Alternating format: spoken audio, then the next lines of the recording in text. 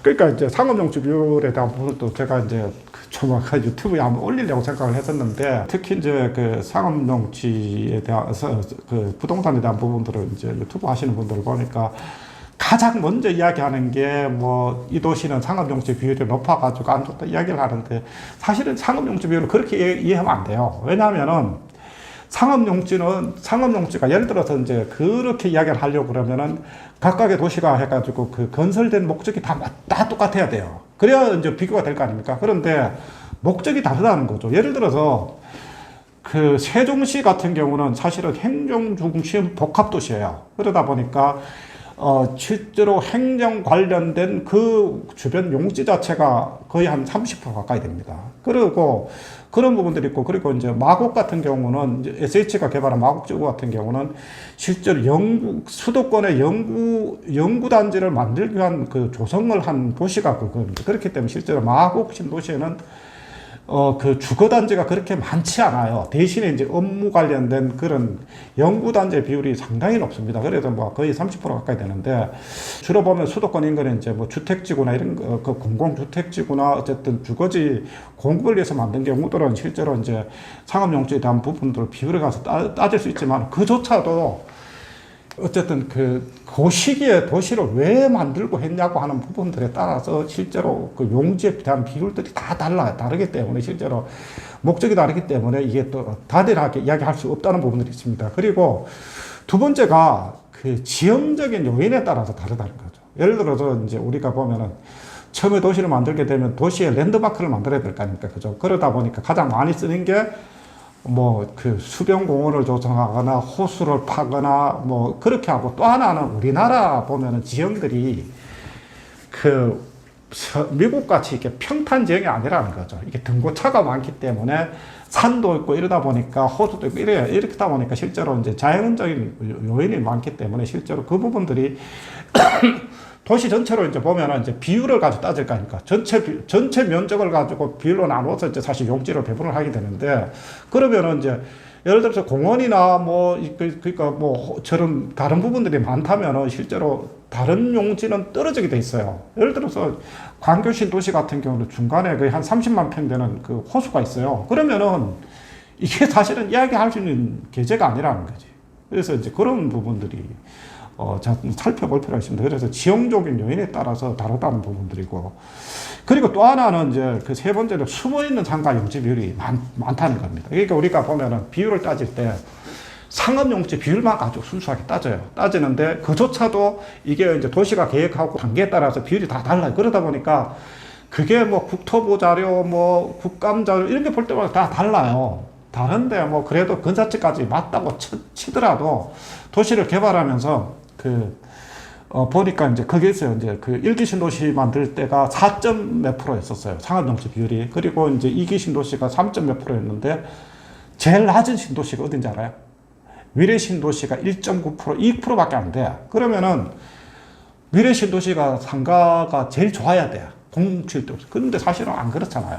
그죠? 이제 그런 부분들이 있거든.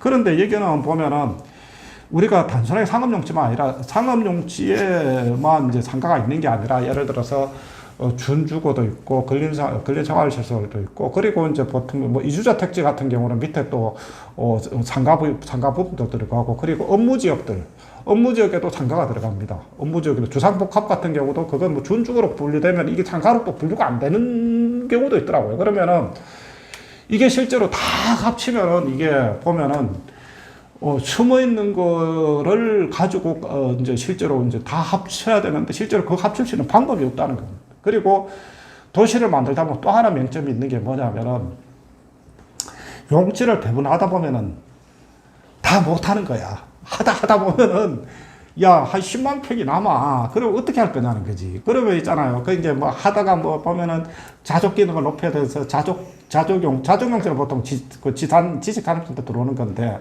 그리고 또 하나가 그냥 예비로 남겨놓은 게 복합용지라는 게 있어요. 복합용지는 이게 나중에 이제 실제로 이제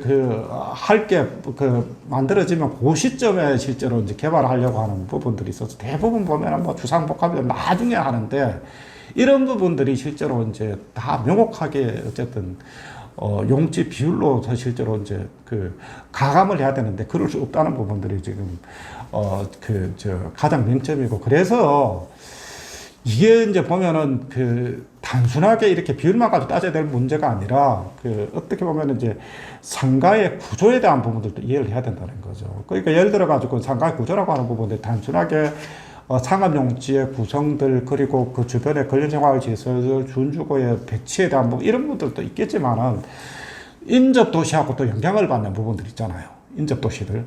우리가 뭐 예를 들어서 거기 주민들이 인접도시로 가버린다든지, 너무 붙어 있으면 또 실제로 보면은 예를 들어서 이제 오산의 세교 같은 경우도 보면은 그 인접도시하고 붙어 있고 실제로 도시 발전, 그 세교 신도시가 계속 늦어지고 하다 보니까 상권이 잘 형성이 안 돼요.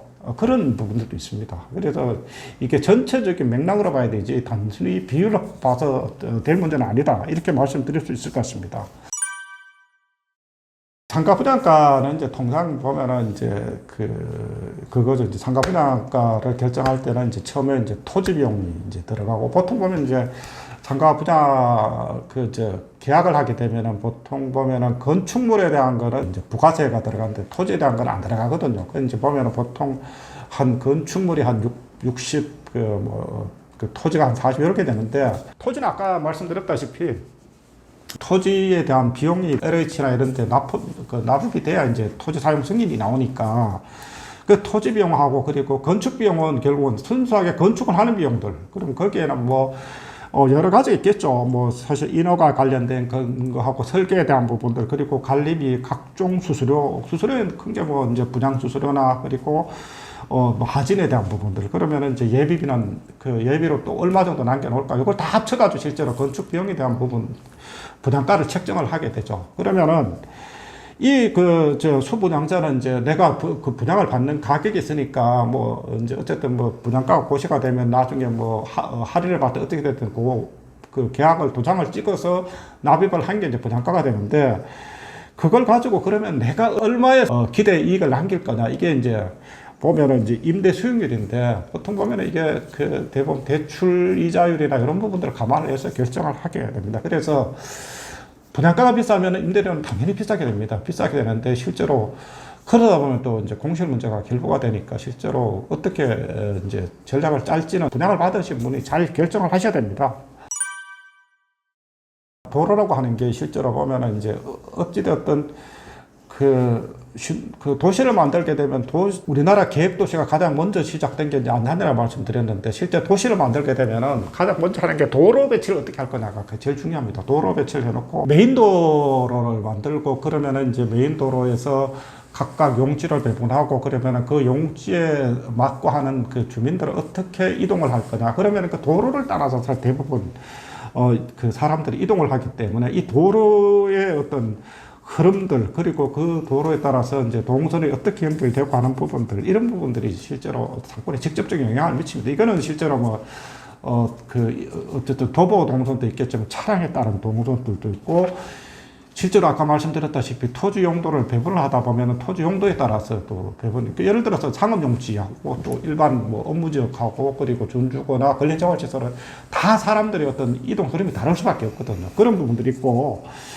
그리고 이제 뭐 생활 소비, 그러니까 이제 생활 소비라고 하는 거는 결국은 상업 상가가 어떻게 배치가 되느냐에 따라서 이제 달라질 수 있다는 거죠. 그리고 뭐 간혹 가다 그런 경우도 있어요. 보면은 앞에 아주 뷰가 너무 좋아. 그러면 조망권 동선에 따라서 임대료가 달라지는 경우도 있습니다. 그리고 학원들 동선들도 실제로 상권에 많은 영향을 미칩니다. 그거는 이제 상권에 따라 차이에 따라 달라진다는 거죠.